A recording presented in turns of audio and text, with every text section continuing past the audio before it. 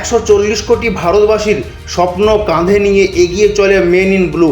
আর এই men in ব্লুর master মাইন্ডের দায়িত্বে এখন গৌতম গম্ভীর। দীর্ঘ প্রতীক্ষার অবসান ঘটল, ইতি ঘটল বিসিসিআইয়ের যোগ্য কোচ খোঁজার।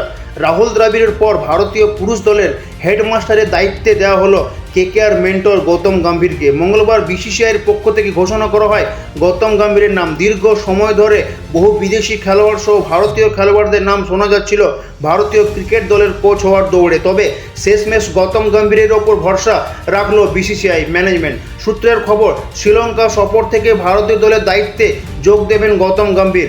অর্থাৎ ভারতীয় হেড কোচ হিসাবে তার প্রথম পরীক্ষা হতে চলেছে শ্রীলঙ্কা সফর। তারপরেই ভারতের টেস্ট সিরিজ রয়েছে। তবে গম্ভীরের সবথেকে বড় পরীক্ষা আইসিসি চ্যাম্পিয়ন্স ট্রফি, যা আগামী বছর ফেব্রুয়ারিতে হওয়ার কথা। তবে কোথায় আছে না কুছ পানে কে লিয়ে কুছ খোনা পড়তা হ্যায়, ঠিক তেমনটি ঘটতে চলেছে। শর্ত অনুযায়ী ভারতীয় দলের কোচ থাকাকালীন আইপিএলে কোনো ফ্র্যাঞ্চাইজি দলের সাথে যুক্ত থাকা যাবে না। তার ফলে এই দায়িত্ব ছাড়তে হলো কেকেআর মেন্টর গৌতম গম্ভীরকে। মঙ্গলবার হেড কোচের দায়িত্বে পাওয়ার পর গম্ভীর বলেন, ভারত হলো আমার পরিচয়, দেশের হয়ে কাজ করাটা আমার কাছে সৌভাগ্যের ব্যাপার। ব্যুরো রিপোর্ট, খবর বাংলা।